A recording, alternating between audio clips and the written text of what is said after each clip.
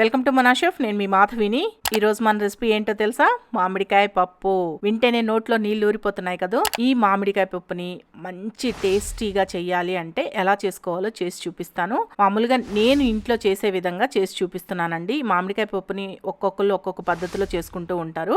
ఒక్కసారి నేను చేసినట్లు కూడా ట్రై చేయండి. చాలా బాగుంటుంది టేస్ట్. వేడి వేడి అన్నంలో వేసుకొని కొద్దిగా నెయ్యి వేసుకొని ఏవైనా వడియాలతో నంచుకొని తింటే అద్భుతం. అంత బాగుంటుంది. మరి లేట్ చేయకుండా తయారీ విధానాన్ని చూసి మీరు ట్రై చేయండి.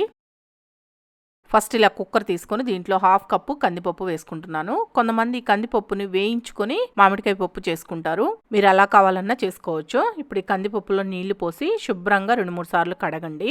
ఇప్పుడు కందిపప్పుని ఇలా శుభ్రంగా కడిగిన తర్వాత దీంట్లో 1/2 కప్పు కందిపప్పు తీసుకున్నాం కాబట్టి 2.5 కప్పులు వాటర్ యాడ్ చేసి ఈ కుక్కర్ని పక్కన పెట్టేసుకోండి. ఇప్పుడు ఈ సైజులో మామిడికాయని ఒకటి తీసుకోండి. ఈ మామిడికాయకి పీలర్ తోటి ఈ విధంగా ఈ పైన ఉన్న తొక్క మొత్తం తీసేసేయండి. కొంతమంది తొక్కుతో సహా వేసేసుకుంటారండి. అదే మీకు అలా ఇష్టం ఉంటే వేసుకోండి. ఇలా తొక్కు మొత్తం తీసిన తర్వాత ఈ విధంగా ముక్కలుగా కట్ చేసుకోవాలి. ఒక చిన్న ముక్కని నోట్లో వేసుకొని చూడండి మామిడికాయ ఎంత పుల్లగా ఉంది అని. దాన్ని బట్టి మీరు మామిడికాయ ఎంత వేసుకోవచ్చు చూసుకొని వేసుకోండి. నాకైతే మరి అంత ఎక్కువ పుల్లగా ఏం లేదండి. మామిడికాయ మొత్తం వేసేస్తున్నాను నేను. ముట్టిని తీసి పక్కన పెట్టేసుకొని మిగతా మామిడికాయ మొత్తం వేసుకుంటున్నాను. మరి ఎక్కువ పుల్లగా ఉందనుకోండి మామిడికాయ కొద్దిగా అంటే ఒక 1/2 భాగం లేదా 1/4 భాగం దాకా వేసుకోవచ్చు. మామిడికాయ మొత్తం వేసుకోమాకండి, కొద్దిగా తీసేసుకోండి. ఇలా కట్ చేసుకున్న మామిడికాయ ముక్కల్ని కుక్కర్లో వేసుకోండి. ఇప్పుడు ఇదే కుక్కర్లో నేను పచ్చిమిర్చి వేస్తున్నాను. ఒక 15 దాకా తీసుకున్నాను పచ్చిమిర్చి. మీరు ఎంత కారం తినగలరో చూసుకొని పచ్చిమిర్చిని యాడ్ చేసుకోండి. కొంతమంది పచ్చిమిర్చికి బదులు కారంతో చేసుకుంటారు. మీకు అలా ఇష్టమైతే వేసుకోవచ్చండి, కానీ పచ్చిమిర్చితో బాగుంటుంది టేస్ట్. అలాగే 2 టమాటాలు తీసుకొని కాస్త పెద్ద ముక్కలుగా కట్ చేసి వేసుకోండి. కొంతమంది టమాటా కూడా వేసుకోరండి, కానీ వేసుకోండి, చాలా బాగుంటుంది పప్పు టేస్ట్. దీంట్లోనే ఒక 1/2 టీ స్పూన్ పసుపు, 1 టీ స్పూన్ ధనియాల పొడి వేస్తున్నాను. ఈ ధనియాల పొడి మీ ఆప్షనల్ అండి, వేసుకుంటే బాగుంటుంది పప్పు టేస్ట్. మీకు నచ్చకపోతే వేసుకోమాకండి. ఇప్పుడు ఇవన్నీ వేసుకున్న తర్వాత కుక్కర్కి మూత పెట్టేసి ఒక 5 విజిల్స్ రానివ్వండి. ఫ్లేమ్ని మీడియం ఫ్లేమ్లో పెట్టుకొని. ఇప్పుడు ఒక 5 విజిల్స్ వచ్చి ప్రెషర్ మొత్తం పోయిన తర్వాత మీకు మూత తీసి చూపిస్తున్నాను. చూడండి పప్పు బాగా ఉడికిపోయింది కదా. ఇలా ఉడికిన తర్వాత పప్పు గుత్తితోటి మెత్తగా ఎనుపుకోండి.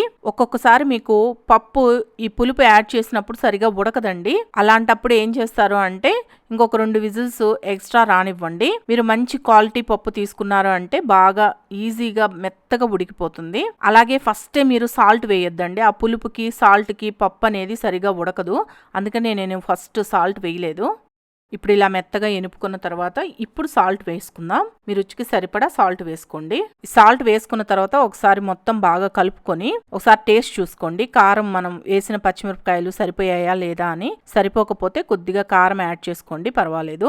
ఇలా కలుపుకొని పక్కన పెట్టేసుకోండి. ఇప్పుడు దీనికి పోపు పెట్టుకుందాం. ఇప్పుడు బాండిల్ వేడెక్కిన తర్వాత దీంట్లో ఒక 2 టేబుల్ స్పూన్ల ఆయిల్ వేయండి. ఈ ఆయిల్ కాస్త వేడెక్కిన తర్వాత దీంట్లో ఒక్క చిటికెడు మెంతులు వేయండి. ఈ మెంతులు ఈ ఆయిల్లో వేగి ఆ ఫ్లేవర్ మామిడికాయ పప్పుకి రుచితో పాటు మంచి ఫ్లేవర్ని కూడా ఇస్తుంది. ఈ మెంతులు లైట్గా వేగిన తర్వాత దీంట్లో 1/2 టీ స్పూన్ ఆవాలు, 1/2 టీ స్పూన్ జీలకర్ర, 1 టీ స్పూన్ పచ్చిశనగపప్పు, 1 టీ స్పూన్ మినపప్పు వేసుకొని ఈ పోపు దినుసుల్ని లైట్గా వేయించండి.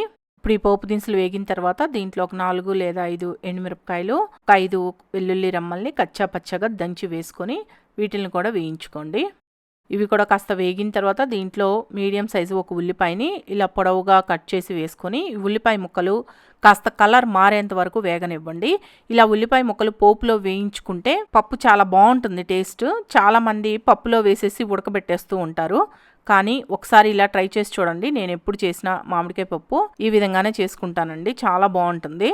ఇప్పుడు చూడండి ఉల్లిపాయ ముక్కలు ఇలా కాస్త ఎర్రగా వేగాలి. ఇలా వేగిన తర్వాత 1 లేదా 2 రెమ్మల కరివేపాకు కూడా వేసుకొని వేయించుకోండి. కరివేపాకు కూడా వేగిన తర్వాత ఇప్పుడు మనం ముందుగా ఎనిపి పక్కన పెట్టుకునే పప్పు మొత్తాన్ని వేసుకోవాలి. ఇదే కుక్కర్లో నేను కొద్దిగా వాటర్ యాడ్ చేసి ఆ పప్పు మొత్తాన్ని కలిపేసుకుని ఆ వాటర్ పోసుకున్నానండి. మనకి ఉడికేటప్పటికే బాగా చిక్కబడిపోతుంది. ఇలా వాటర్ కూడా వేసుకుని ఒకసారి మొత్తం బాగా కలుపుకున్న తర్వాత ఫ్లేమ్ని సిమ్లో పెట్టేసి ఒక 2 నిమిషాలు మూత పెట్టి ఉడకనివ్వండి. ఈ పోపులో ఉన్న ఫ్లేవర్ మొత్తం పప్పుకి బాగా పడుతుంది.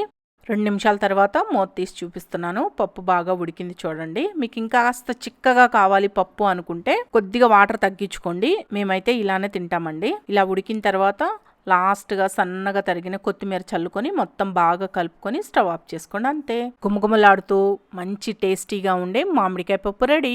ఈ పప్పుని వేడి వేడి అన్నంలో వేసుకొని కాస్త నెయ్యి వేసుకొని ఏవైనా వడియాలతో నంచుకొని తింటుంటే అబ్బా ఎంత బాగుంటుందో కదా టేస్ట్. అన్నం మొత్తం పప్పుతోనే తినేయాలనిపిస్తుంది, అంత బాగుంటుంది. ట్రై చేసి టేస్ట్ ఎలా ఉందో చెప్పండి. ఈ వీడియో మీకు నచ్చింది అనిపిస్తే మన షెఫ్ ఛానల్ని సబ్స్క్రైబ్ చేసుకోండి, లైక్ చేయండి, మీ ఫ్రెండ్స్కి రిలేటివ్స్కి షేర్ చేయండి.